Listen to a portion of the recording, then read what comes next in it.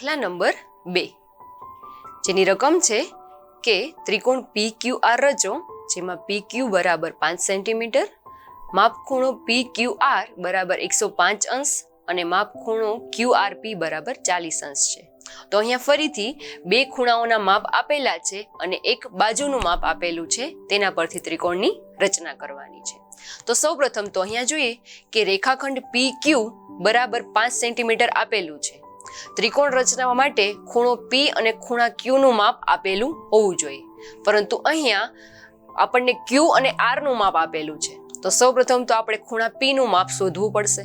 શા માટે? કેમ કે જે બાજુ આપેલી હોય તેની સામેના ખૂણાનું માપ આપેલું જરૂરી હોવું જોઈએ, પરંતુ અહીંયા Q અને R છે તેમાંથી એક પણ ખૂણો સામેની બાજુનો નથી. તો સૌપ્રથમ આપણે ખૂણા P નું માપ શોધીએ. તો એ માપ ખૂણો P એ આપણે જાણીએ છીએ કે ત્રિકોણના ત્રણેય ખૂણાના માપનો સરવાળો 180 અંશ હોય છે, જેમાંથી બે ખૂણાનું માપ આપેલું છે. જો ત્રીજા ખૂણાનું માપ શોધવું હોય તો બે ખૂણાનો સરવાળો કરી અને એ સરવાળો 180 માંથી બાદ કરીએ. તો અહીંયા 180 અંશ માઇનસ માપ ખૂણો Q વત્તા માપ ખૂણો R.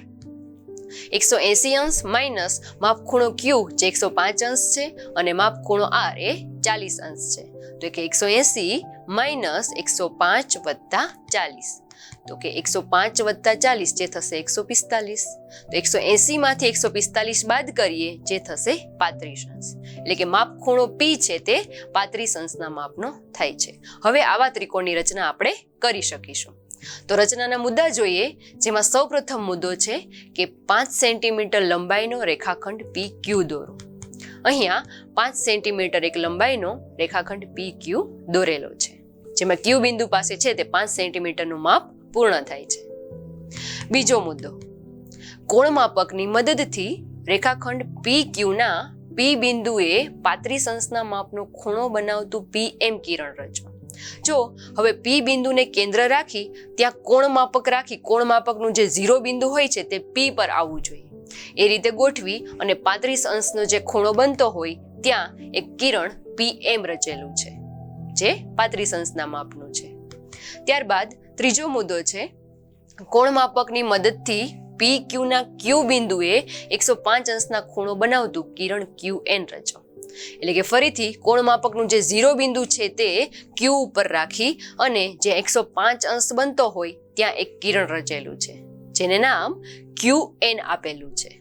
એટલે કે P ખૂણો 35 અંશનો છે અને Q ખૂણો 105 અંશના માપનો છે.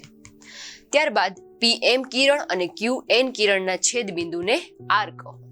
જે PM કિરણ અને QN કિરણ એકબીજાને જ્યાં છેદે છે તે જે વચ્ચેનું બિંદુ છે તેને R નામ આપેલું છે. હવે કોણ માપકની મદદથી જો આપણે R ને માપીએ તો એ 40 અંશના માપનું થતું હશે. તો આમ ત્રિકોણ PQR એ માગ્યા મુજબનો ત્રિકોણ છે, જેમાં 3 બાજુઓ અને 3 ખૂણાઓ આપેલા છે.